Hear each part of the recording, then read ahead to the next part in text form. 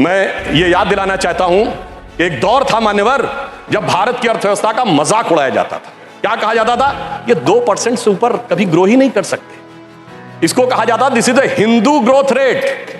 ये कह के हमारा मजाक उड़ाया जाता था कि ये कभी 2% से ऊपर ग्रो नहीं कर सकते मान्यवर। मगर जब से हम लोग आए हैं, यानी जो लोग कहते हैं कि उन्हें हिंदू ग्रोथ रेट ज्यादा अच्छी लगती थी, अब ये 7.8% की हिंदुत्व की ग्रोथ रेट है, क्योंकि अब वो लोग आए हैं जो हिंदुत्व में विश्वास करते हैं। और मैं ये भी एक याद दिलाना चाहता हूं, इसे कोई संयोग माने या दैवयोग माने, मान्यवर जब भारत स्वतंत्र हुआ, इस बार की दीपावली के लिए मैं एक और बात भी कहना चाहूंगा, एक नया परिवर्तन भारत का जानते कैसे आया? ये सब कुछ जनता के सहयोग, समर्थन और मोदी जी की युक्ति के साथ तो हो ही रहा है। एक नया स्वरूप भी भारत का उभर रहा है। वो क्या है?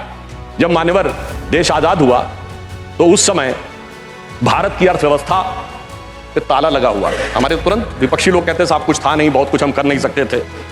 और जब ताला खुला उस समय श्री राम लला विराजमान भी ताले में ही थे।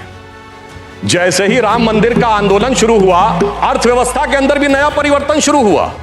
90 से 92 का ही दौर है अर्थव्यवस्था में भी बदलाव का, भारत की अर्थव्यवस्था के खुलने का, भारत की राजनीति की व्यवस्था के भी बदलने का। और यही वो दौर है जिस समय विवादित ढांचा भी गिरा और नेहरूवियन मॉडल भी समाप्त हुआ।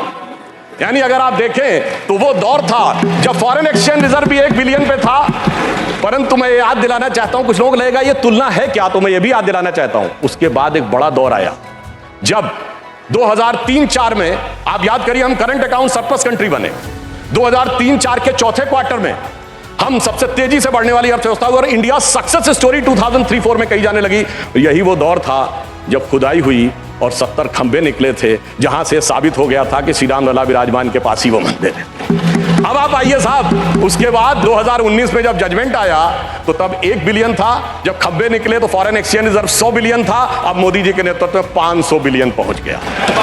और इतना ही नहीं मान्यवर, अब जब राम मंदिर बनने जा रहा है तो हम 5वीं बड़ी अर्थव्यवस्था है, चौथे बड़े स्टॉक एक्सचेंज है, तीसरे बड़े ऑटोमोबाइल मैन्युफैक्चरर हैं, दूसरे बड़े मोबाइल के मैन्युफैक्चरर हैं, इंफ्रास्ट्रक्चर में इन्वेस्ट करने वाले हम नंबर 1 के देश हैं और चांद के अछूते कोने को छूने वाले देश भी बन गए हैं।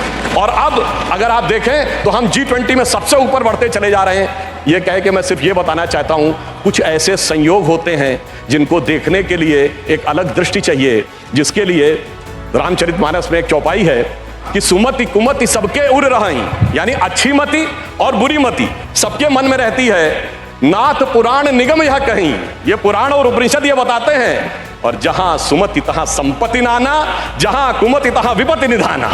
तो इसलिए जो जो हम धनात धर्मात तथा सुखम की दृष्टि के साथ संपत्ति बढ़ते गए, वहां इस देश में संपत्ति आती गई। On the lighter note and on the serious note मैं ये भी कहना चाहूंगा, हम सब चाहते हैं कि भारत वर्ल्ड की नंबर 1 की इकोनॉमी बने और मां लक्ष्मी की कृपा इस देश पे बनी रहे। और मां लक्ष्मी भी कमल पर ही विराजती हैं।